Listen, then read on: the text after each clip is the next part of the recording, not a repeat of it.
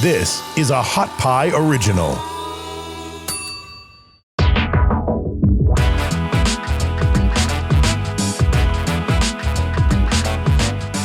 Hey, what's up, everybody? Welcome to the DNP-CD Sports Podcast presented by OddsShark. I am Chad Fisher alongside my co-host, Tony Farmer. Tony, how you doing, brother? I'm doing awesome today, Chad, because we're going to be talking about some fantasy football. One of my favorite topics. Yeah, man. We got an awesome guest that is very knowledgeable about this. Can't wait to pick his brain and see if he's who he's looking at this year and how things have changed since last year. Yeah, man, it's never too early to start scouting. I know that the drafts are a little ways away from most people, but it's never too early to start seeing who the people in the know have their eyes on. Yeah, exactly, man, because a lot of people are getting ready to have some drafts. You know, they might be having them in July. Some people I know have already had some and stuff. So nice, dude. Yeah, it'd be interesting to get some insider information, get some information from a guy who makes a living studying this stuff. Yeah, man. He's been doing it a long time. One of the best in the business. We're so fortunate to have him on the show. Yeah, dude. super excited. You want to tell everybody about our sponsor? Yeah, man. One of our favorite sponsors, OddsShark. They're your source for the latest odds and leading authority, expert editorial content, the latest sports news, and detailed matchup picks. So if you're looking for statistics and trends for an upcoming game, OddsShark has that too. And best of all, folks, it's absolutely free. In-depth expert analysis, odds and trends to give you the sharp game day picks. They've got decades of stats in their databases, and their insiders give you takes so hot they sizzle. They're your one-stop shop for all your odds and info on sports and pop culture events. Yeah, so if you want to get a better understanding of the odds and the math behind the numbers, how the line is set, why the lines move during the week on the NFL odds list, OddsShark will give you all the tools you need. They're a proven industry powerhouse. OddsShark has info from around the globe, giving you the chance to access the best sports odds on the planet. Whether you want to check out tonight's football odds, this week's hockey or basketball trends, or anything in between, head on over to OddsShark and start thinking like a shark today. Always check them out, man. You can't make a bet without checking out OddsShark. They're the go-to resource for sports betting, man. Yeah, man, they're fantastic, and we love OddsShark even before they were one of our sponsors. Yeah, we used to talk about them all the time, man. Yeah, man. We love that shit. Yeah, for sure, dude. But speaking of sports betting, man, sports betting segment. I wanted to pick your brain a little bit, Chad, and see what you think about some of these odds. I came across some futures exotic NFL odds, okay? And one of my favorite ones was the Super Bowl winner from each of these divisions. Yeah, that's really cool, man. So I'm gonna read you some numbers. Like 4 teams, you know? Yeah, man, it's nice. And you know that one of them is gonna make the playoffs. Yeah. So you might not know who it is, and right? So AFC West, of course, we got the Chiefs there, right? Yeah. Plus 300. Yeah. Okay. For that division? For that division. Anybody in that division. Okay. Dude, if Herbert, you know, Justin Herbert and our guy Austin Eckler, you know, if Eckler can stay healthy, that's a definite. Yeah, man. That's a good long shot bet. And now, Matt, you know, we can have a wild card team too. You could have 2 teams from a division come out. You could have 3 in theory, right? Yeah. So I think that one's interesting. AFC North plus 600. AFC East. AFC North plus 600. Yeah. Yeah. Oh, dude, you got the Browns. You got the Ravens in there. You know, those are 2 decent teams. You never know. Pittsburgh could have a decent year if Big Ben comes through. Absolutely. Yeah. Here's what I think is my favorite. I think this is the best value in my opinion. AFC East plus 500. Oh wow, yeah. You got the Bills. You got the Patriots. I mean, the Patriots ain't gonna do shit. You got the Dolphins, who made the playoffs last year. Could be a good team. Dolphins as an underdog, a dark horse there. Absolutely. AFC South, these are the longest odds, 10-1. Yeah, I mean, you might get one team from the playoffs. I mean, you got to, right? Yeah, probably only one. Yeah. And that's why the odds are so long. The Colts, Yeah. And then Jags ain't making that shit. I can tell you. Jaguars and the Texans ain't making that. It's gonna be 2 of the worst teams in the NFL this year, I believe. Absolutely. And then these are, in my opinion, the second best, your second best bet here. NFC West plus 400. I think any of those teams, think about all the improvements the Cardinals made in the offseason. I mean, that team is upgraded from a team that at times looked really good. Not consistently, but at times looked really sharp last year. Yeah. And so obviously San Francisco, Seattle, and the Rams as well. I think any of those teams can make it for sure. I just don't, I'm sorry you're a Niners fan, man, but I just don't see with Jimmy G, I can't see them winning a Super Bowl with him, man. Yeah, man. Well, like we talk about, can they get there though? Can they get there? And then you can hedge off your, 4-1 odds. Yeah, totally plausible. NFC East, I think these odds should be, I would not touch this one, plus 650. Oh, wow. Giants, Cowboys, Eagles, Washington football team. Yeah. Nah. You might have one of those teams make the playoffs. Them and the AFC South. Yeah. Is like the redhead stepchild of NFL right now. Yeah. I'm surprised that the NFC They don't get no East- cake. These motherfuckers don't get no presents for birthdays and Christmases. They just skip these motherfuckers. They're like, oh, Washington, I think there's some coal under there for your goofy ass, your fucking 7-win team ass, you know. Oh man, honestly, I thought those plus 650 odds should look more like the AFC South odds, where it's plus 1,000. Yeah. I think it's just not happening. NFC South, you got the Buccaneers, right? Plus 450. Oh wow. And then NFC North plus 850, the second longest odds at that point. NFC North, so Packers, Vikings. Dude, I would rather have the North than the East by far. Yeah. Oh Right? yeah, I would too. Yeah, because if Aaron Rodgers comes back, that's a definite possibility. Yeah. And then I mean, you got Justin Fields. I don't think a rookie quarterback's going to win the Super Bowl, but you got Justin Fields in Chicago. Yeah. Never know. Yeah, man. I found that quite intriguing. Yeah, and that's then, awesome. All right, let me hit you with some yes/no odds. All right. Will these teams make the playoffs? Yes or no? Cincinnati Bengals. No. No would be negative 550. So you'd Okay. risk $55 to win 10. Yeah. The yes on them is plus 375. Yeah. Okay. Let's go. All right, this one's interesting here. The Bills, yes, is minus 350. Mhm. The no is plus 250 Yeah. on that. Let me know when I say something that piques your interest and that you might actually bet. Ravens, yes, is minus 300. The no is plus 220. Oh wow. Nothing there. Okay. Cardinals, a team that I like. I like this one. Plus 140 to make the playoffs. Yep. Yeah. I can see that. I like that. Yeah. I mean, they should be much better this year. They've got some offensive line help, right? Yep. And got some more weapons on offense as well, and upgraded their defense. Yeah. That's a dude. I'm telling you, I think that's going to be a tough team to contend with. Here's a crazy one, man. I don't like this. I'm not suggesting you touch it, but I think it's interesting. Will the Bucks go 17-0 in the regular season? No. The yes is plus 3,500. Oh wow. The no, I don't think you're gonna want to touch it. It's basically 80-1 or 1 to 80 odds. Yeah. Thought that was pretty interesting though. And then will they go 20-0 and win the Super Bowl?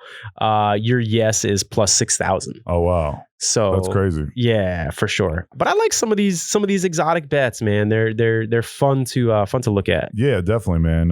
It's not a lot of those. That's good because you can get a couple teams in there, and there's doubling your odds, tripling your odds. If you get a good division in football there. Absolutely. Yeah. All right. What would you set these numbers at for the Cleveland Browns? I've got them in front of me here. You don't.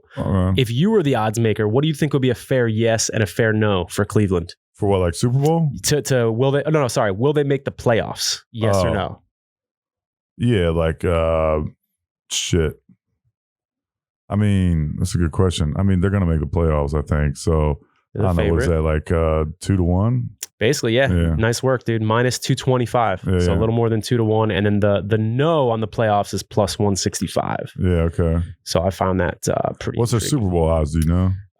Cleveland's Super Bowl odds. Oh man, last I saw. I think they were like, what was it, like, was it 40 or 50 or something like that? It varied across different sites and everything. But yeah, for sure. That's when you. That's why you got to head over to OddsShark for sure. Yeah, check out OddsShark and find the best number that you possibly can, because there's a lot of differentiation between sites and everything like that. Yep. Make sure you're getting the best money. You could be throwing a lot of money away, because nothing would make you more upset than if you won and then you realize you got a shitty number and you could have gotten a better number had you went to OddsShark. So, dude, it's happened to me before in Vegas. I'm literally holding a ticket and I'm like walking around a sports book or whatever, and I'm bragging to a friend and I'm like, hey man, I got 40-1 odds on this.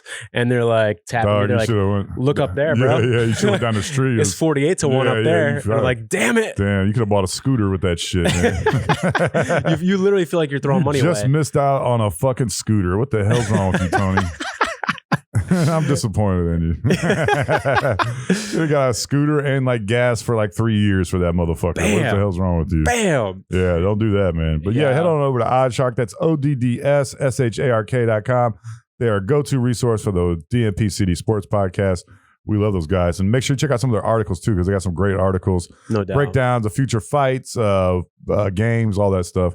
divisional races, all that stuff. So you want to check them out. Yeah, sure. and think of OddsShark as an educational tool. You're learning as you're betting, and you're getting bonuses, which is fun to bet with. So you're getting literally free money to play with when you go to a new website. So you definitely want to check them out. Yeah, for sure. And let's you want to bring in our guest? Yeah, man, let's do it. Super excited about this because we've got a great guest this week that we've been talking about and thinking about for a couple of weeks now. So we're super happy to finally have him on.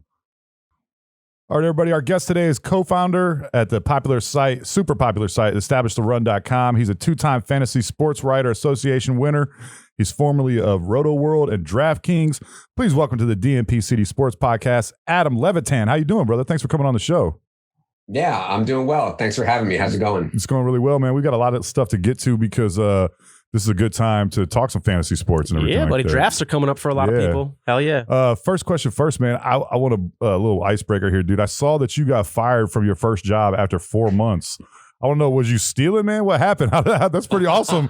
You got fired in 4 months. You was taking pens or something? What the hell? You know what? And it was ridiculous because they were like barely paying me. So I think what happened was one time I had like an HR question, like something about like how many exemptions they were like withholding from my pittance of a paycheck. Yeah. And so I had to go upstairs to like where like the management was or whatever. Mm-hmm. And I was like wearing like in the newsroom, or whatever it's called. We wore whatever we wanted. I mean, I must have looked like I was directly homeless, and like I think they saw me, and I don't think they like intended to fire me. They were like, we got to get rid of some people, and they were like, well, what about the kid who looks like he's homeless, who came upstairs to ask about his exemptions on his tax return? So I think that's what happened. But yeah, it was a fun 4 months. They're like the dude that's wearing lawn mowing shoes and a tie-dye t-shirt. Let's get rid of him, that guy. Yeah.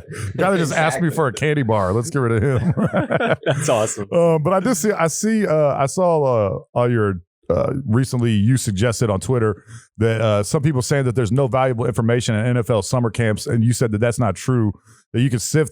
I'm paraphrasing here, but you said that you can kind of like sift through the bullshit to determine fact from hype. What kind of information are you looking for in summer camps? The information that you're getting out of the summer camps. Yeah, I don't care what beat writer thinks that X receiver is playing well. He's blowing up camp. He's caught every ball. Like, I think that's all bullshit. Coaches talking about players is always going to be bullshit. I think the stuff that matters, though, is like who's getting reps with the first team. Like, I think it's interesting that Denzel Mims is behind Keelan Cole for the first mini camp. Like, I think that's interesting. And there's tons of examples of this for sure. I think contract stuff is interesting. Gus Edwards getting a 2-year, $10 million contract, I think is interesting.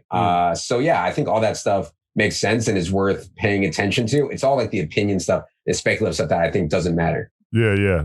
Could agree more. Yeah, there's always those stories, right, about guys. Everybody's always in the best shape of their life. You know what I mean? There's always this player's coming in the best shape of his life, and the beat writers hype that up. And yeah, I think that's some of the stuff to kind of overlook for sure, man. No doubt about it. Yeah, they're always saying that, man. Like the new obsession is with people's thighs, man. You talked about this recently on like they're talking about thighs, like they're like judging like Beyonce or something. Like, look at those thighs, God. Yeah. It's like, when are we gonna they're gonna transition to butts now? They're like, that dude's got a hell of an ass on. Look at those glutes. Yeah, I'm gonna tell you what, for sure. Adam, I wanted to ask you, man, over the years, what are some of the picks that maybe preseason picks that you've been particularly proud of, that you feel like you were kind of ahead of the curve on, that a lot of other guys weren't thinking about at that time and you were? Yeah, that's interesting. I think last year one was Josh Allen. I mean, we were all in on Josh Allen last year, and people thought he was just like drawing dead to ever be an efficient thrower. They thought the Bills were drawing dead to ever try to run a pass-centric offense. I believe they finished second in the year in pass rate over expectation. And so, yeah, I mean, players can get better, players can change. And so if you're looking for archetypes of players, an archetype of a quarterback I'm looking for is someone who maybe is inaccurate, but is willing to run the football and is willing to throw the ball down the field. Like, a guy who just checks it down and never is going to run is never going to have a really high fantasy ceiling. But give me someone like, Daniel Jones, who's willing to run, he's willing to throw the ball down the field. He's been absolutely dreadful so far in his career. That doesn't mean that it's thrown over for him, So I thought that was interesting. Yeah, I don't know. I think there's been some coaching scenarios going back where that a coach going to a new team is going to use a certain player in a certain way. I mean, nobody probably remembers this guy, but Jordan Cameron is a guy who had a huge breakout year for the Browns, probably, I don't even know, like 8 or 9 years ago. And that was all due to the coaching tendencies and changes like that. So yeah, I think that stuff is for sure interesting and worth looking at. You were right, man. You nailed Josh Allen. So can you give us some insight into a guy like that? How the hell did you do that? Because like you said, so many people said he was drawing dead. So many people said you can't improve accuracy. He'll never be an accurate quarterback in this league. You went contrarian, went the opposite way, and you were absolutely right. So what was it that you saw in him? Yeah, willingness to throw the ball deep down the field. And correlation with fantasy points, the strongest correlation with fantasy points is your ability to throw the ball deep down the field, your willingness to throw, even if it's not complete. Get the ball deep down the field and see what happens. All these checkdowns and stuff is not how you score fantasy points. And then we already knew he was just like this crazy runner, willing to extend plays and willing to run the football 10, 15 times a game, which is just not, and run the football at the goal line. I mean, Cam and Josh Allen, these guys, it's just incredibly valuable when their team gets inside the 5-yard line. In the repertoire of plays, 50, 60% of the time is let's run the football with Cam or with Josh Allen and try to score touchdowns that way. It's just, I mean, you can create such a bigger ceiling that way. Were you on him before Diggs, or was that just kind of like the cherry on top? Yeah, that was kind of the cherry on top. I mean, you could see what they were trying to do. They were trying to get him players. And I think Steph Diggs was an underrated player, probably misused in Minnesota too, but always was like in advanced metrics, one of the best wide receivers in the NFL. So yeah, happy. I mean, it was just like a perfect storm for sure for Josh Allen. You talked about this recently on your podcast. What kind of value do you think Michael Thomas has? He's coming off an injury-riddled season, and he's going to be transitioning to a new quarterback. Where do you see him? Because when he's healthy, he's one of the best in the league. Yeah. He's one of the best in the league at slants and comeback routes and strong hands and catching the ball within 8 or 9 yards of the line of scrimmage.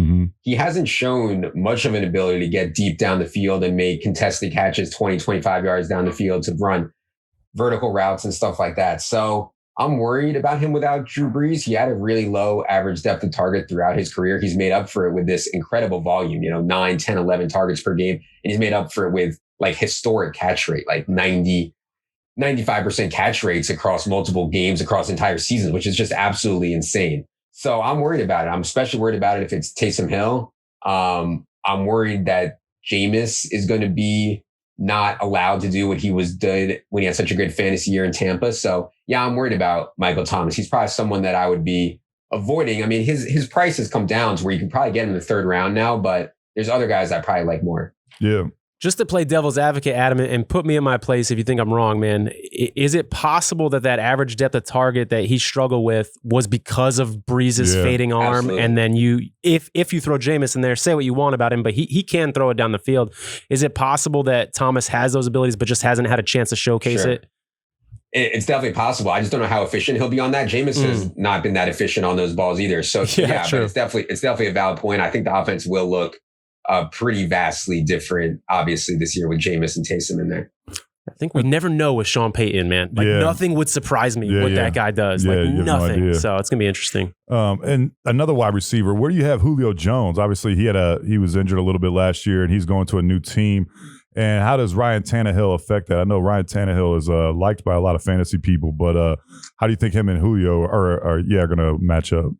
Yeah, the Titans were the 2nd most run-heavy team in the NFL last year, behind only the Ravens. And so that's obviously not great for Julio Jones. It's also not great that I would say at this point in his career, you can make an argument that maybe A.J. Brown is a little bit better than Julio Jones. Julio Jones, I think, is going to continue to have durability issues. He has for a long time, but he often plays through them, but he plays through it at less than 100%. It's just tough in fantasy, like to have Julio Jones and then he's playing, he's active, but how effective is he going to be? Because he's always playing through injuries.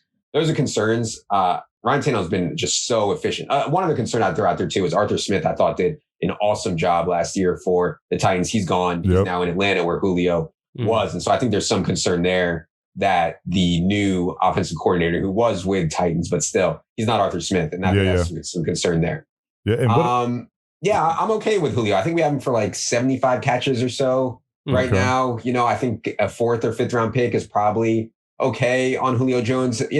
Just not someone I'm overly excited about out of fears of getting older in a really run heavy offense, even though I think they will throw more this year without the offensive coordinator that kind of made Ryan Tannehill, I think, part of the success that he's had the last couple of years. Yeah, and staying with the Titans and with Ryan Tannehill there, you think he's going to continue on that trend of being incredibly efficient, or can we see like a little decline if he's going to be throwing the ball a little bit more this year?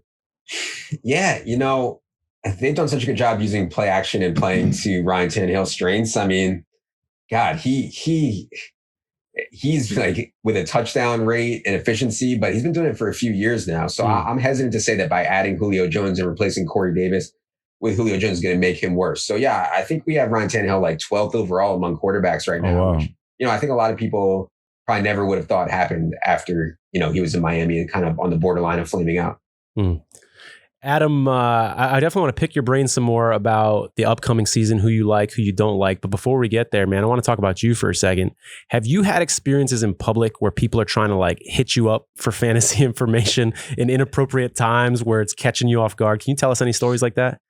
Yeah. I do this solo pod on our podcast feed that I've been doing for, 5 or 6 years, where I talk about like personal stuff and life stuff. And I think a lot of people, and I make crazy, absurd jokes on there. And I think people connect with that more. So more people kind of stop me and they want to talk about that and joke around a lot. Like I was at my kids' soccer practice and the coach recognized me, and my kids like PE coach asked my son, because I posted a picture, went to the Sixers game, and he asked him about it. So yeah, in terms of like straight fantasy advice, I'm usually like I rarely leave the house during the football season, so I don't really see people during the actual season. Off season though, it's mostly just jokes and people want to hang out and stuff, which is cool. That's awesome, man. Yeah, that is really cool. So yeah, how many kids do you have, brother? I have 2, yeah. 2 kids, 3, yeah. 6 and 3. I've got an 8-month-old, man, so I'm getting there. I can already imagine. Sounds awful. Yeah, dog. No, it's getting better, man. It's getting better. Every week it's getting a little bit better, man. I'm sleeping a little bit more. He's sleeping a little bit more, so it's been awesome. I did see on your Twitter that you got a nice collection of old jerseys and shit, man. I saw you had a Ryan Longwell jersey, man. You had to be like, did you get that specially made, or was that something that? So I grew up outside of DC in Virginia, and there was like a Ross in like the shopping mall. Oh shit, yeah. And so I would go to Ross, and like every month they would get like a shipment, I guess, of jerseys that like never sold. So I had this massive collection of like $20, $10 jerseys from Ross. Hell yeah. Massive collection of like players that it's just absurd, the players that I have. I mean, I know I took a picture of some of them, but I got a bunch more. I'd have to think about what I have, but yeah, I have some of my favorites are kind of some of the DC teams. I grew up a big Bullets fan. I have the Tom Gugliotta. Oh shit, yeah. Bullets jersey. Yeah. I believe his name was Don McLean, not the singer, the basketball player. Not American Pie. The Wizards, yeah. I got a lot though. I have the Mashburn on the old Mavericks jerseys, which I think is cool. Nice. I used to have that one, man. Yeah, I used to have. But the Longwell was absurd. Like when I saw the Longwell, like I don't even like the Packers. I don't like Ryan Longwell. I just thought like a kicker jersey would be cool. Yeah, you're probably one of 4 people in the whole world that has that jersey, man. Yeah, Ross always has some generic ass, like some players that never really quite materialized and shit like that. You know what I'm saying? Like they got a bunch of Morton Anderson jerseys and shit. Like, dog, what the hell? Where the hell did y'all get this shit? I think the most obscure jersey I've seen on a human in public, I recently saw a Lawrence Maroney jersey. Oh, dude, what's Remember up? that, dude, of the Patriots? That's hilarious, I thought that was a good one. Yeah, I was like, that's pretty good, man. Pretty solid. Get like a 4-string running back. That's what I'm trying to get, man. Right. For sure. Punter or some shit. For sure. Adam, we talked about people maybe approaching you in public. I'm curious, man, you're not going to get it right every time. So there's going to be times where you give advice, whether it be week to week or a draft pick or something like that, and you're wrong for whatever reason. Do you ever get the hate from people? And how often does that happen? How do you handle that? What's that like? Yeah, I think like I've tried to cultivate like a higher level intelligence audience and try to get them to think about things probabilistically, like, nice. Like something, I mean, I've been gambling a long time. Like if you can get 55% on anything, playing poker, playing DFS, playing fantasy, whatever, like you're absolutely printing. And I think that, just people don't understand that 55% is printing. The other side of that is you're going to lose 45% of the time. Yeah. And I think people need to understand that. And I think I've talked so much on the podcast about this. I wrote a book which focused a lot about this too. And it's just like, I think people are getting more and more accustomed to and better at thinking probabilistically, even with their money. And I know, to answer your question though directly, yeah, of course there's people that that get tilted and they want to blame me. And, that's totally fine. I'm totally fine with that. It's not, it doesn't bother me at all. Cause I think those people don't really understand gambling or life anyways. Yeah, for sure, man. And with your sports betting background and being interested in gambling, can you talk about kind of the landscape that we have right now? I mean, we're seeing legalization happening in state after state. You're starting to see the leagues cozy up to these industries where they never wanted to touch them in the past. So kind of what's your overall outlook on that? And where do you see the future of sports gambling with these major organizations, NFL, NBA, et cetera? Yeah, I mean, it's just easy for people and it's fun for people to bet on a game. And I say it's easy because the lines, especially in the NFL, I mean, if you're betting closing lines in the NFL, if you go to your computer on Saturday or Sunday morning, you bet an NFL side, you can be very, very, very sure that it's close to a 50-50 proposition. You're going to lose the juice, but you're going to have fun. You're going to have sweat. You're going to get to talk to your boys about it. And like, it's actually fun and it's so much easier. I mean, winning in DFS is an incredible amount of work. I mean, I spend 30, 40, 50 hours a week trying to win in DFS. I don't even really try to win in sports betting, at least for NFL sides and totals. I don't even really try to win. And so I think, people don't really understand that, and they don't understand like the variance that comes along with a 50-50 split. You could win at a really high rate for 2-3 months, but really your long-term expectation is still 50-50. It's just when something's a coin flip, it can hit heads, 10, 20, 30 times in a row. It doesn't mean that you're all of a sudden a genius. It just means that variance is really high in 50-50 type thing. So yeah, it's fun for people and it's easy and it's so accessible. I mean, the apps are really good. Yeah. That DraftKings and FanDuel and some of these other sites have now. So yeah, it's going to be absolutely massive. I think if people knew what really went on with winners and stuff like that with books, they wouldn't be as into it. But most people are never going to experience that or anything. And so it's going to be absolutely massive. There's no other way to say it. For sure, man. How much, when you're setting like a DFS lineup or you're making those selections, how much weight do you put on the over-unders that the totals that Vegas sets for that week? Yeah. How big of a piece of your equation is that?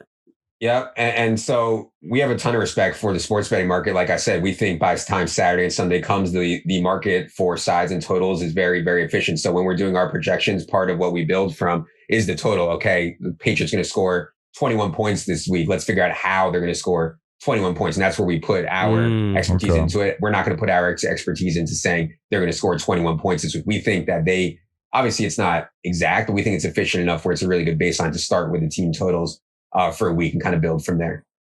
Nice. Can you give us obviously, Adam, I'm not going to ask you kind of for any proprietary formulas or anything like that. I think that'd be inappropriate for you to ask us to give us any of your secrets, but are there any little pieces that you can share with us? What are some other big data points that you would feel comfortable sharing with us that kind of help you along the way besides the team totals? Yeah, no, I mean, I think it's simpler than people realize. I think if you can project accurately what percentage of a team's rushers will go to a certain player, you are most of the way there. If I think that Kareem Hunt's going to get 42% of the carries and you think that Kareem Hunt's going to get 32% of the carries, who's ever right is going to be, opportunity is everything in fantasy football. And so who's ever right there between that percentage of carries is just, it means everything. And so, I think people should take the time to sit down and figure out, okay, I think there's going to be this many pass attempts in a game. What percent of them will go to Julio Jones? What percent will go to AJ Brown? What percent will go to Anthony Ferguson? And as you do that, you realize that like not everybody can have a good game. It's like not possible, and then you see what needs to happen. I think Ryan Tannehill is going to be the number one quarterback on the week. Well, in order for that to happen, if you actually sat down and thought about it and put down all the percentages and what that equates to, you would see how unlikely it is or likely it is or whatever. And so, I think people going through that process would be, it's not as complicated as maybe it sounds or whatever, but it's valuable to go through the process, I think. Hey, Tony, let's take a quick second to tell everyone about one of our sponsors. That's right, Chad. 1740 Beard Balm.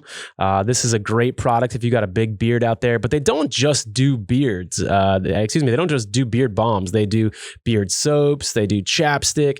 They do a bunch of other cool stuff as well. I love their labels. Chad and I are holding up a couple different labels. These are cool. They're super creative as well. But we have an arrangement with them where if you guys send us via Twitter, Instagram, Facebook, however you want, a screenshot of a funny text that you've received recently. It can be sports related or not. And if we choose it to read it on the air, These folks are going to send you a gift card and then also some Beard Balm as a product, a $25 gift card that you can spend not on Beard Balm, on other stuff, and then also some free product as well. So 1740 Beard Balm. Make sure you check those out, especially if you got friends. Oh, it's nice, dude. Yeah, it smells. This is a ice cream parlor. That's what I got here, dude. Yeah, who doesn't want to smell like ice cream? You getting all kinds of tang with this. It's a shame that the people listening to this can't smell this. They can't do smells over the radio waves. Because dude, I'm about to take one of these. They gave us these. You can have it, Chad. Yeah, thanks, man. I might have to put some of this on, man.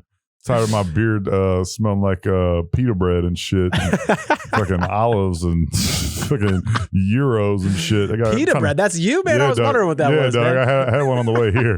I'm trying to smell like an ice cream parlor, man. My girl's gonna go crazy when she smells it. She's like, oh my god, I gotta have some. Like, damn right. She's gonna be disappointed when she finds out there is no ice cream though. Yeah, she might be.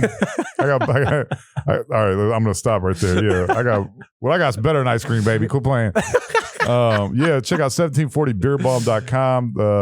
And we told them about the text and shit. Yeah, man, for sure. We're good. I was spacing out on the ice cream parlor smell at that time, man. I apologize. Man. They know all about it. Yeah, that's awesome, man. But yeah, check them out, guys. And who are some of the later round running backs that you're liking this year? Good question. Yeah. We have an article about that. I haven't thought about it too much. I think that depends what you mean by later round. Like how late are we talking? Because we could go really late. Yeah, okay. Well, let's do both. Can we do like mid and then late? I mean, you don't have to give us everything. But sleepers and deep sleepers. If you've got one or two guys, if you got one or two guys that you could hit us with. So I think one thing that people should think about a lot is the win rate or the hit rate of running backs that get taken between rounds roughly 4 and 7 is barely higher, like almost the same as the hit rate for running backs that get taken in round 7 through 10. And those running backs that are in round 4 through 7, a lot of times you're just like relying straight on, like the reason they get there is it's just straight volume. Like this guy kind of sucks. Like Toby Gerhart comes to mind. If you guys remember him, he got up to like a 4th round pick. People are like, oh, well, he's going to get 300 carries. He sucks, but he's going to get 300 carries. I'm going to take him in the 4th round. What happens when he doesn't? Because crazy things happen. And so if you don't have other skill sets like catching the football, like having a goal line role, like being part of a high scoring offense, you can run into a lot of problems. So like a lot of running backs that we try to avoid and we try to take wide receivers instead are guys that fall into that, Josh Jacobs, David Montgomery types who go 3rd, 4th, 5th round. I think some later round guys that can make sense this year, AJ Dillon comes to mind. I think he'll play plenty behind Aaron Jones. Jamal Williams is going to play plenty with, or maybe even in front of DeAndre Swift in kind of the bigger back role. James White is someone I take a lot with like last round picks in best ball and stuff like that, because people don't understand how much more valuable a target is for a running back versus a carry. I mean, it's almost like 2-3 times as valuable to get a target for a running back than it is for him to get a carry, especially in full PPR settings. That's really deep. Like guys like Gio Bernard is really, really, really deep in full PPR. I think he will have the 3rd down role for the Bucks. I think Darrell Henderson, I mean, Cam Akers is going like in round 1. Darrell Henderson goes in like round 10. I'm not sure that the gap between those two guys should be that wide. And some situations like that, I think, where you think, my God, what's the average draft position of these two guys? What's the actual difference in A, their talent, or B, their projected usage? I think it's a spot to find some running back plays. Is Kareem Hunt in that discussion there, do you think? I mean, he's a good guy that can catch the ball out of the backfield, and he's going to you never know what he's going to do with Nick Chubb. They're trying to save him a little bit maybe this year too. Yeah. I mean, Kareem Hunt, people are on to Kareem Hunt. He goes pretty high. I think he goes like the 5th or 6th round. Wow. But yeah, any later than that, I think Kareem Hunt's a pretty good pick. Like you said, they're going to run the ball a lot and he's going to play plenty. We have Kareem Hunt 47th overall right now, running back 21. I mean, we actually have Kareem Hunt ahead of Travis Etienne and Josh Jacobs and David Montgomery and those guys. Yeah. Jump on that. Adam, switching gears a little bit, Adam, can you give us some insight? I want to know what it's like being around you on a football Sunday. I assume we're in your living room right now. How many screens are going? Do you got a laptop? Like, kind of paint the picture for us. What's going on around you? People got to like raise their hand to talk. You're like, hey, not now. Yeah, you guys are giving it way too much credit. So what happens is I wake up usually around like 5:45 or 6 East Coast time, and I actually have an office that I go to for football Sundays. And so I'll get there like 6:30 or 7. And I just have 2 computer screens and 1 television screen. And basically, I'm just working on finalizing our projections, all the lineups, all the news. We do projected ownership for DFS, try to predict how much each player will be owned. In other words, what the field thinks of players, and just following news and tweets and all that. Do a show in the morning. So yeah, it's really busy on Sunday mornings, and I'm working on all my lineups and stuff like that. I'm working right up until 1 o'clock. So yeah, it's not, you give it too much credit to think that I would be home around other humans. There's 0 other people around. That's awesome. Adam, can you talk a little bit more about Establish the Run, this website that you started, and how's it going? Talk to us about the evolution of it, et cetera. Yeah. I was at Roto World for a long time, which was owned by NBC. I was there from like 2007 to 2015. In 2015, I left to kind of dive all into playing DFS full time and working with DraftKings as like a DK Pro type deal. And I also worked on a site called Fantasy Labs, which was started. And yeah, so in 2019, I decided to pair up with Evan Silva, who some of you guys might know, and start this site and just kind of be all in on it. And so Evan does more of the season-long stuff, and I do more of the DFS stuff. And yeah, we're just trying to keep building and growing, and hopefully keep the audience happy. And yeah, it's just cool to just be all in on something that's actually your own. We make all decisions. We do what's right for what we think the audience wants, and we do right with what we think is right for the business. And so every decision's ours. And yeah, it's good.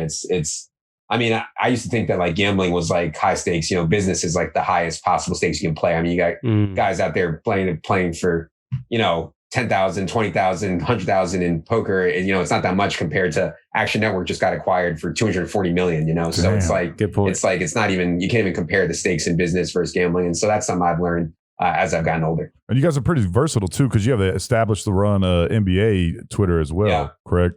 Yeah. And yeah, I mean, I'm not that involved with the NBA because it's certainly not my area of expertise, but I love the guys that we have for NBA. I think they're like legit the best. And NBA is certainly not as popular, but the guys who are into NBA are really fucking into NBA. And they want to be as deep as possible. And it takes an incredible amount of work to be good at NBA because when you think about all the injuries, depth chart changes in football, that's once a week. I mean, imagine dealing with that every single night for a full slate of NBA. It's crazy. So yeah, our guys are doing a great job on that. We got a couple more questions. We're gonna let you go, but I want to ask you for some advice. But I want to give people out there some advice real quick. If you're gonna do some sports betting, there's one piece of advice I have for you. Don't get shit hammered drunk and try and hit like a 5-team parlay, man. It's not going to happen. The chances of that happening. Chad, it sounds like you're speaking from personal experience, my friend. When it hits, man, it's like it's like drugs, man. But when you lose out on a 5-team parlay and you forgot that you dropped like $300 on some shit, like the most improbable 5-team parlay, you're going to be a little pissed off in the morning, But I would ask you, for someone that's just starting out with fantasy football and everything like that, what was some things that you wish that you would have known when you first started that you could probably give to other people?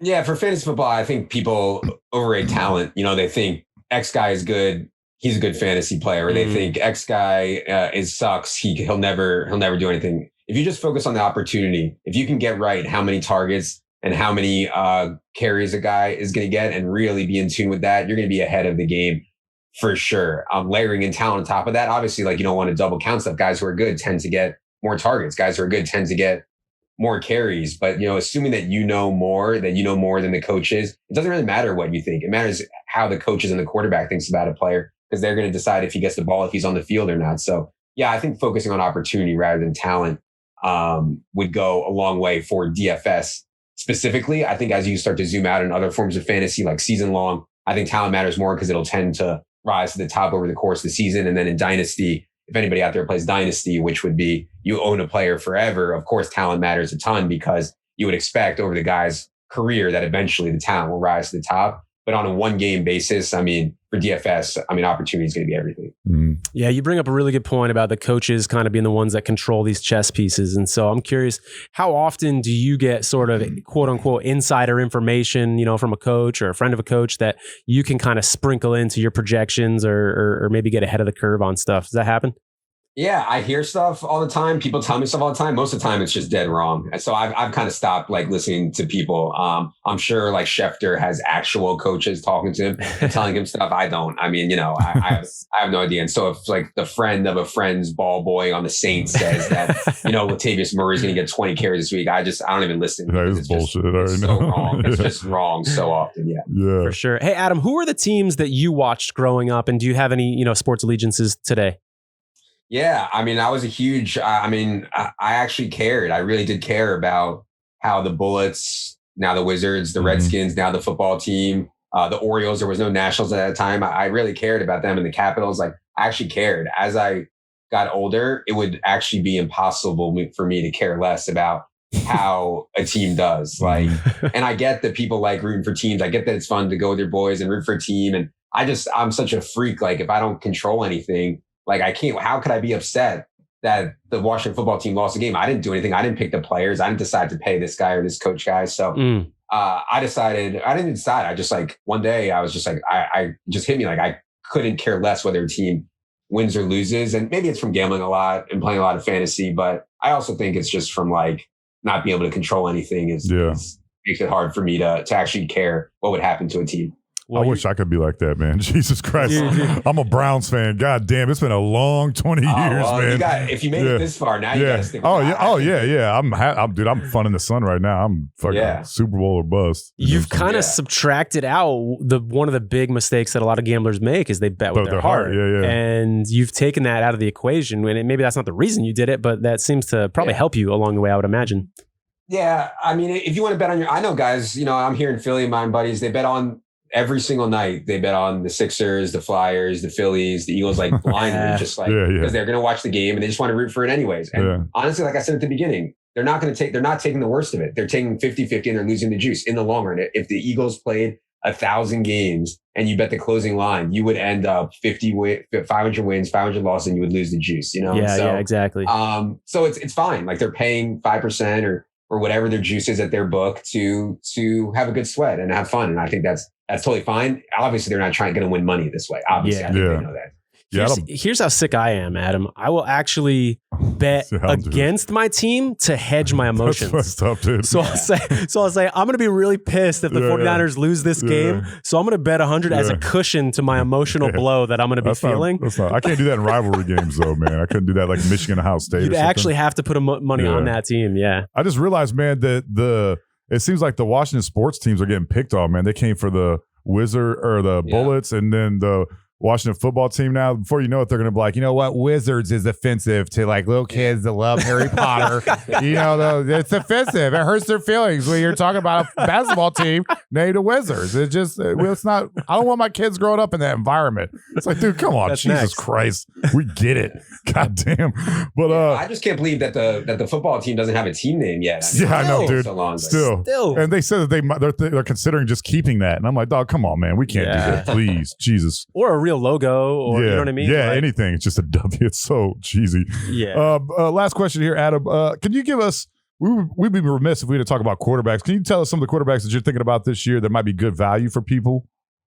Yeah, I know most people have Patrick Mahomes as their number one quarterback and maybe Josh Allen and Kyler Murray. I think it's a big bounce back year for Lamar Jackson. I know it's not a value, but I think Lamar Jackson in fantasy at least is going to have a huge, huge year. Guys that I think you want to look at later are guys who can run. I mean, and the fantasy players are starting to be hip to this, but like Jalen Hurts might be bad in real life. He might not be able to throw, but dude's going to be great in fantasy. I think the rookies are a great value too right now due to ambiguity around if they'll start. I don't know if Trey Lance is going to start. I'm not going to take him. Trey Lance is going to be in there by October. Hopefully you can have your team in a good spot, and Trey Lance is going to be very, very good with his rushing ability. Same with Justin Fields. So I think taking those guys, I think makes a lot of sense. I'm just looking for guys who are at least willing to run with the football. Daniel Jones, I mentioned really late if you're in like a 2 quarterback league or something like that. And if you had to take like a statue type quarterback, I think Matthew Stafford going to the Rams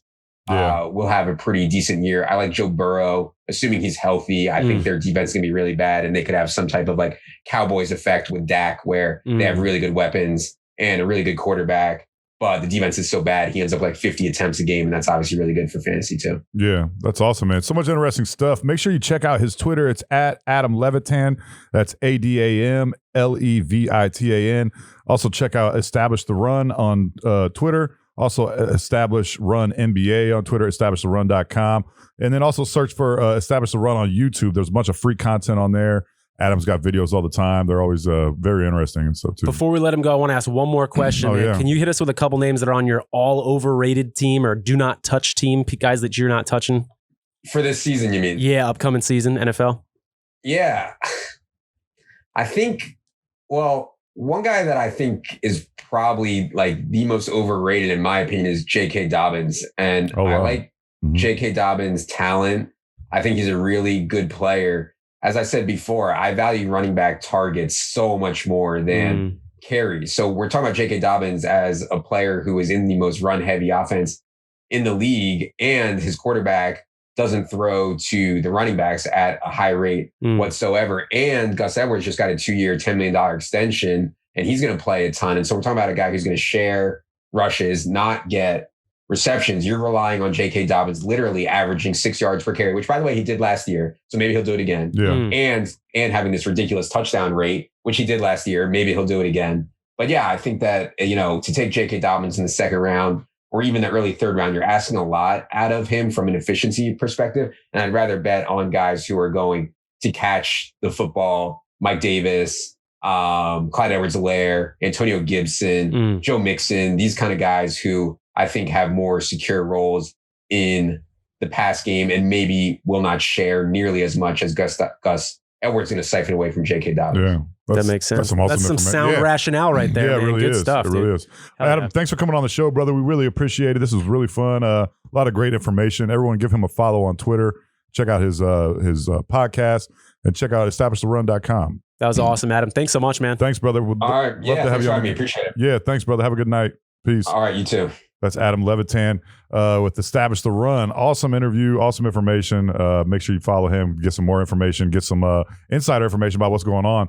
Dude's highly knowledgeable, as we can tell. Oh, no doubt about it, man. And I love, Chad, I just like helping people. And so the fact that there are people out here who are going to be listening to this, who are going to be watching this, who now have a little bit more information going into their drafts, that's exciting to me because, again, with the overlay of sports gambling on top of fantasy sports, we could be winning some people some money, and that's exciting. Yeah, paying for some bicycles for kids. I don't want to take all the credit, but I'm going to take some of it. Hey, your kid's riding a bike, you're welcome. All right, asshole, you're welcome. Right here, yeah, Chad. That I was had all something him. to do with that. I brought an awesome guest on the show with 140,000 Twitter followers. A guy that's super popular and well known.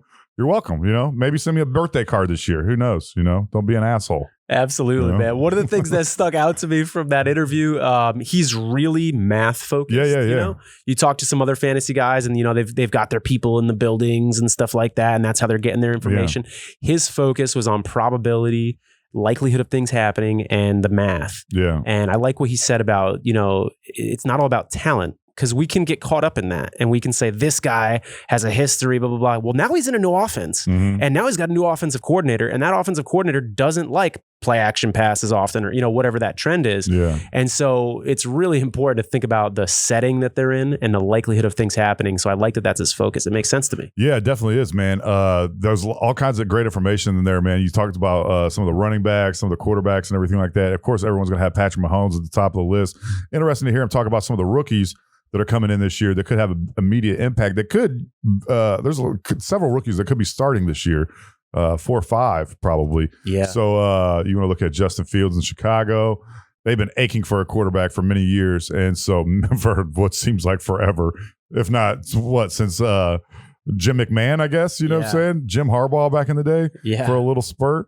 But so it'll be interesting to see what Chicago could do with a quarterback. If they're going to bring him, if they're going to, bring him along slowly. If they're just going to throw him in there, I don't know who the hell they got they could even start week 1 other than him without the the fans burning down Soldier Field. But For sure. yeah, so it's interesting to see some of the value that he's talking about there too. Man, and speaking of value, you know what I find interesting, Chad? What's that? We had Dave Richards on from CBS. And both guys, when we asked, who are your sleepers, they both said A.J. Dillon was one of the first names. Oh, yeah, that's true, yeah. So when we have two different guys on, who again have two totally different styles, two totally different perspectives, and A.J. Dillon comes to mind as one of the first names that they say, that tells me something. And if I'm a fantasy player out there, which I am, he's shooting up my draft board because of that. He looked good in the playoffs last year. Dude is a powerful running style. He is, and I do like the concept of taking like a number 2 running back, because that number 1 guy gets hurt. This dude's getting 20, 25 carries. And it's scary to think about what that guy can do with 20 or 25 carries in a game. Yeah. A.J. Dillon out of Boston College. He was committed to the University of Michigan for a little bit, and we wanted him really bad. He reminded me of a former University of Michigan running back that ended up transferring to Western Michigan that then still found his way into the NFL with the Seattle Seahawks, Thomas Rawls, if you remember him. Yeah. Very similar running styles, very similar body builds. But A.J. Dillon, he's one of the guys that got away from the University of Michigan. Probably best for him, though. I'm going to be honest. He turned out just fine, So, I think that's a guy you definitely got to look at in your fantasy league this year. Absolutely, man. And I like his chances at the goal line because he has that big bruising style. I mean, how do you not feel tempted to want to give that guy carries when you're at the 2-yard line, 1-yard line for sure? And I know we were just making fun of this, but I did see a video picture with A.J. Dillon, and that dude does have some amazing thighs. I'm not going to lie. He got some big-ass thighs, man. There ain't no one tackling. You ain't going to bring him down.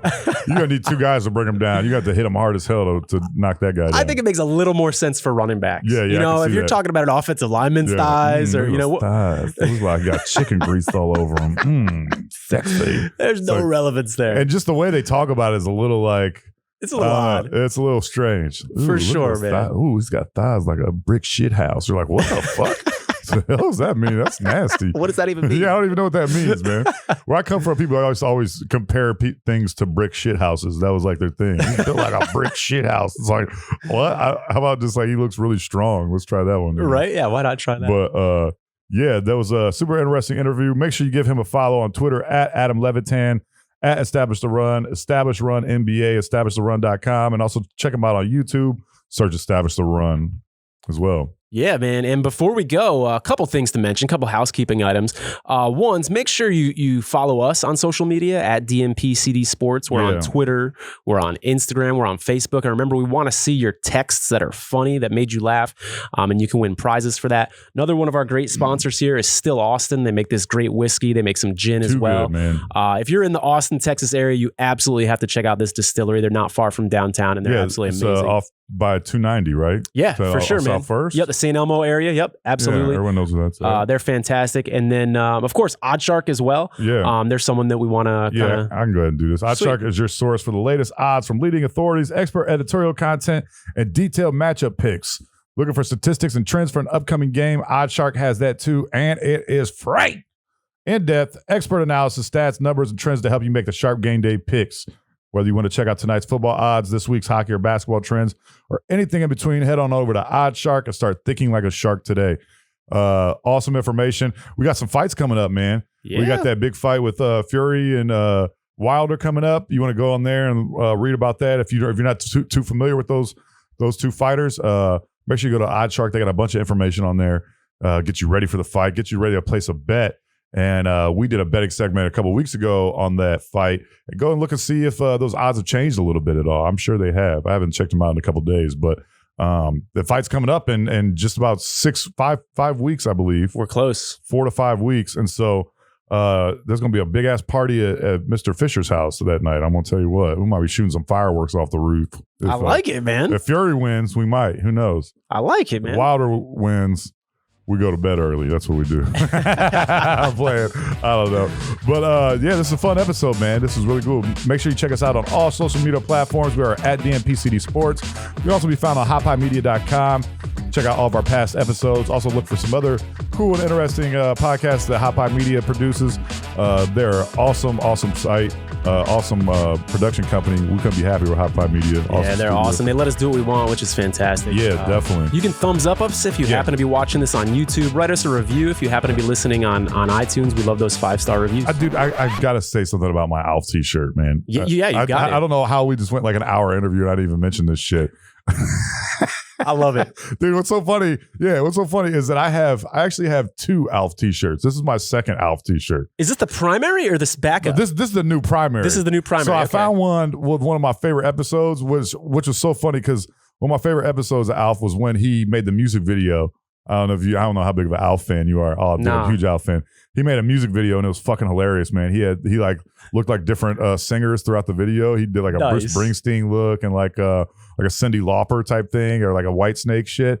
It was hilarious. And I found a picture of him holding the guitar dressed like Bruce Springsteen on a t-shirt. I got it. But it wasn't like the Alf wasn't big enough. So I was like, you know what? Let's just have him as big as my whole damn chest. You know what I'm saying? Let's just do that. I love it, dude. I love it, man. Dude, that's the shit, man. He's my homie. I just went through an hour interview acting like all serious and shit. Like I'm not wearing a fucking Alf t-shirt right now. I think that makes it better, man. Then just acknowledge it at the end. That's perfect. Like, what the hell, dude? Yeah, just now I do it an hour later. But stay tuned next week to see what's on Chad's t-shirt. Dude, I just bought a bunch of new t-shirts, man, because it's hot as balls in Texas right now. I had to get some nice thin t-shirts that I can wear that don't make me sweat like a fucking truck driver and shit. Yeah. So my t-shirt game about to be stepped up. You know what, man? One of the things I've learned since moving to Texas is that people are like more accommodating and less judgmental about the armpit sweats. If you've got this going on, I don't even feel like self-conscious anymore because it's just like sort of expected now. Yeah. Oh yeah, it's Texas, dog. It's 106 degrees at noon. Yeah. So I get up at like 7 o'clock every morning. And this morning, I think it was 93 before 8 o'clock or 9 o'clock. I was like, God damn, I need to get to a pool. Yeah. For sure. Yeah. But everyone, thanks for listening. Thanks for watching. We really appreciate it. Please give us a review, give us a thumbs up, give us a like, tell your friends about the show. Follow us on all the social media platforms. For Tony Farmer, I am Chad Fisher. Also for Alf, I'm Chad Fisher. We'll see you guys next week. Peace out. Thanks for listening. You can find more episodes and all other Hot Pie Media originals baked fresh daily at our home on the web at hotpiemedia.com, the Hot Pie Media YouTube channel, or wherever you listen to podcasts.